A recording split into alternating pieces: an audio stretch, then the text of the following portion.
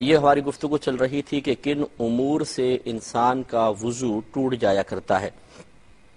تو اس میں آپ کو چند اصول بتائے تھے۔ ایک تو یہ کہ جو ہم پیشاب وغیرہ کرتے ہیں، بڑا استنجا کرتے ہیں، یہ جن مقامات سے خارج ہوتا ہے انہیں مخرج معتاد کہا جاتا ہے۔ مخرج مانے کسی چیز کے نکلنے کی جگہ، اور معتاد جہاں سے عادتاً کوئی چیز نکلتی ہے۔ عادتاً سے مراد جیسے اللہ تعالیٰ کا قانون اور قدرت کے موافق، تو اسے کہتے ہیں مخرج معتاد۔ تو مخرج معتاد سے جو بھی چیز نکلتی ہے وہ انسان کے وضو کو توڑ دیتی ہے۔ لیکن ایک بس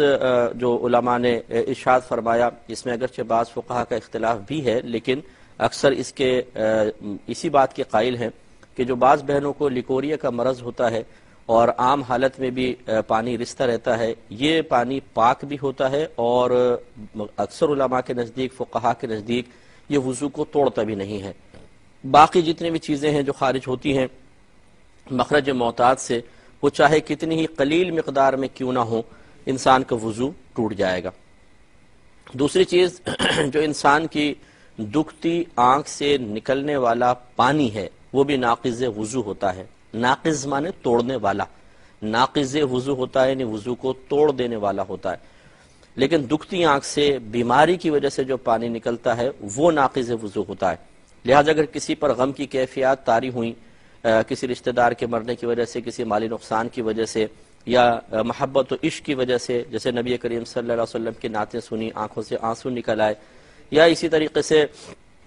آنکھ میں مرچیں پڑ گئیں، کوئی تنکا پڑ گیا اور آنسو نکل آئے، تو ان امور کی بنا پر جو آنسو نکلتے ہیں وہ سب کے سب پاک متصور ہوتے ہیں اور ان سے کوئی وضو نہیں ٹوٹا کرتا۔ لہٰذا یہ مشروط ہے اس کے ساتھ آنکھ سے نکلنے والا وہ پانی جو بیماری کی وجہ سے نکلتا ہے، دکھتی آنکھ سے نکلتا ہے، وہ ناقض وضو ہوتا ہے۔ اس کے علاوہ انسان کے بدن سے کہیں سے بھی خون یا پیپ نکل کر بہہ جائے اور ایسے مقام پر بہنے کی وہ صلاحیت رکھتا ہو کہ جس مقام کا وضو یا غسل میں دھونا فرض ہے، تو انسان کا وضو ٹوٹ جائے گا۔ تو انسان کے غسل میں جن اعضاء کو دھونا فرض ہوتا ہے، سمجھ لیں سر کے بال سے لے کر پاؤں کے ناخن تک پورے بدن کو دھونا فرض ہے۔ لیکن کانوں کے اندر سوراخ کے اندر پانی ڈالنا کوئی فرض نہیں، آنکھوں کے اندر پانی ڈالنا فرض نہیں، باقی پورا ظاہری بدن دھونا ہوگا۔ تو گویا کہ خون یا پیپ نکل کر اگر مثال کے طور پہ آنکھ میں خون نکلا اور باہر نہیں آیا تو یہ ابھی وضو نہیں توڑے گا، کیونکہ وہ ابھی باہر نہیں نکلا ہے، اندر ہے، اور اس کا غسل یا وضو میں دھونا فرض بھی نہیں ہے۔ تو گویا کہ آنکھ کے علاوہ اور کان کے سوراخ کے اندر کے علاوہ باقی کہیں سے بھی اگر خون یا پیپ نکلے اور اتنی مقدار میں نکل جائے کہ اگر ہم اسے نہ روکتے یا اگر ہم نہ روکیں تو وہ بہہ جاتا، بہنے کی صلاحیت رکھتا ہے، تو پھر اس سے وضو ٹوٹ جائے گا۔ اس سے معلوم ہوا کہ صرف اس خون یا پیپ کے تھوڑے سے ظاہر ہونے سے وضو نہیں ٹوٹے گا جب تک کہ اس میں چلنے اور بہنے کی صلاحیت موجود نہ ہو۔ جیسے میں نے آپ کو مثال دی تھی، بسا اوقات انسان کو کوئی دانہ وغیرہ ہو جاتا ہے تو وہ تھوڑا سا دباتے ہیں تو پیپ کا ایک گولی سی بن جاتی، چھوٹی سی، اب آپ نے اس کو ٹیڑھا کیا، چل نہیں رہی، تو اس سے وضو نہیں ٹوٹے گا، کیونکہ یہ نکلی تو ہے لیکن چلنے کی از خود بہنے کی صلاحیت نہیں رکھتی ہے۔ ہاں آپ نے یہ جھٹکا مارا، زور سے ہاتھ کو ہلایا، جھٹکے سے ایک دم وہ آگے بڑھ گئی،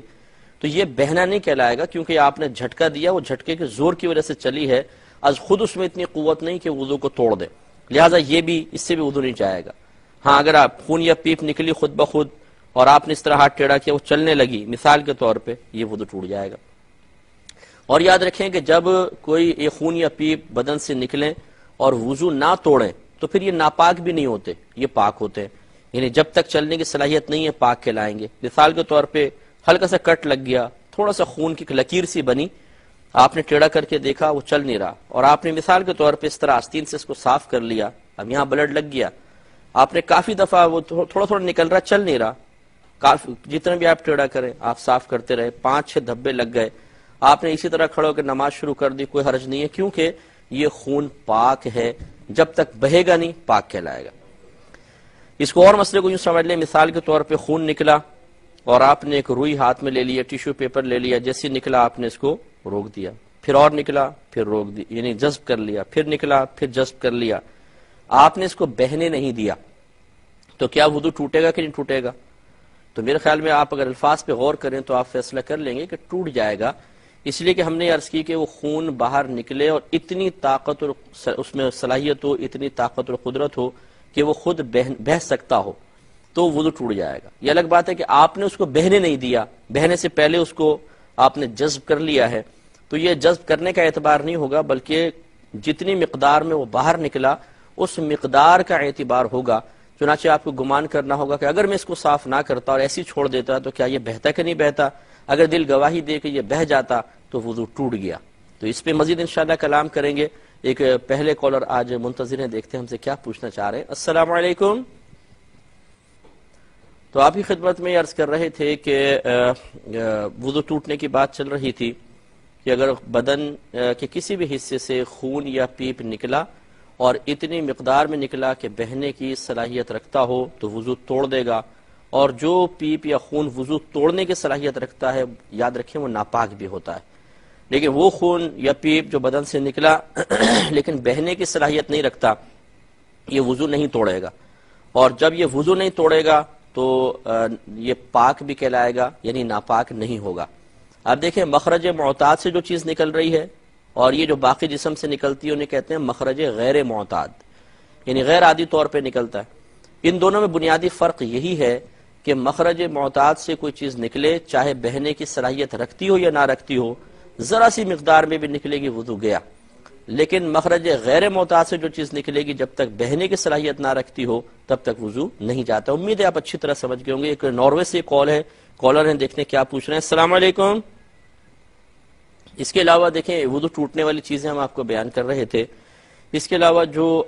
وومیٹنگ ہو جاتی ہے، انسان کو قے ہوتی ہے، الٹی ہو جاتی ہے، اس سے بھی انسان کا وضو چلا جاتا ہے، کیونکہ یہ بھی ایک باطن کی طرح ہی ہے۔ جیسے کہ مخرج معتاد سے نجاست اندر سے باہر نکلتی ہے، ایسے ہی معدہ جو ہے یہ بھی، اس میں چونکہ کھانا پہنچتا ہے، تغیر ہو جاتا ہے، تبدیل ہو جاتا ہے، پھر وہ باہر نکلتا ہے تو اس سے وضو ٹوٹنے کا حکم ہوتا ہے۔ نبی کریم صلی اللہ علیہ وسلم نے اس پر وضو ٹوٹنے کا حکم ارشاد فرمایا ہے۔ لہذا لیکن اس میں قید ہے کہ یہ منہ بھر قے ہوگی تو وضو ٹوٹے گا، ورنہ نہیں۔ منہ بھر قے کا مطلب یہ ہے کہ اتنے پریشر سے وومیٹنگ ہو کہ انسان اس کو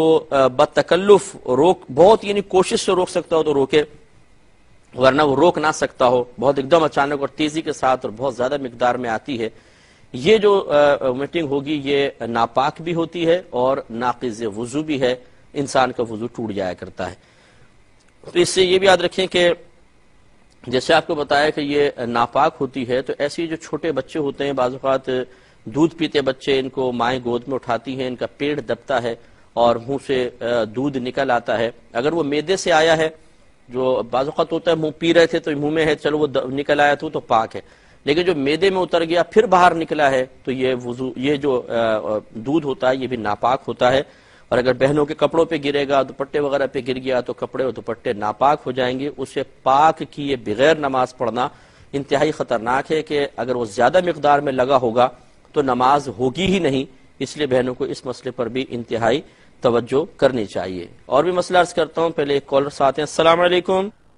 بعض اوقات منہ سے خون نکل آتا ہے، اس سے بھی وضو ٹوٹتا ہے، اور اس کے اندر بنیادی اصول یہ ہوتا ہے، فقہا نے لکھا کہ اگر خون تھوک پر غالب ہے تو وضو ٹوٹ جائے گا، اور اگر تھوک خون پر غالب ہے تو وضو نہیں ٹوٹے گا۔ اب غالب ہونے کی علامت کیا ہے؟ ایک علامت تو یہ ہے کہ اگر حلق میں ذائقہ محسوس ہو جائے، مثلا منہ سے خون نکلا اور حلق میں باقاعدہ نمکینی محسوس ہوئی تو وضو ٹوٹنے کا حکم دیں گے کہ اتنی یہ کثیر مقدار میں یقیناً نکلا ہے کہ بہہ کے حلق تک پہنچا، تبھی ذائقہ محسوس ہو رہا ہے تو وضو ٹوٹ جائے گا۔ دوسری ایک علامت یہ کہ حلق تک نہیں پہنچا، منہ میں خالی محسوس ہو رہا ہے تو تھوک پھینک کر دیکھیں گے، اگر تو تھوک سرخ کلر کا ہے یعنی اس میں خالصتاً سرخی نظر آئے تو ہم اسے کہیں گے کہ یہ خون تھوک پر غالب ہے، وضو ٹوٹ جائے گا۔ اور اگر زرد رنگ کا نظر آئے، خالصتاً سرخی نظر نہ آئے تو یہ اس بات کی علامت ہے کہ تھوک خون پر غالب ہے، اس صورت میں وضو نہیں جائے گا۔ تو خلاصہ کلام یہ ہے کہ وضو ٹوٹنے کے ہم نے جو اصول آپ کو بتائے، ان کو اگر ذہن میں رکھا جائے تو انشاءاللہ عز و جل وضو ٹوٹنے کی اکثر جزیات اس سے کور ہو جاتی ہیں، اور نہ صرف ہم اپنے لیے بہت سارے مسائل کا حل اس کے ذریعے معلوم کر سکتے ہیں، بلکہ دوسروں کے بھی حل مسائل کے سلسلے میں امداد کر سکتے ہیں۔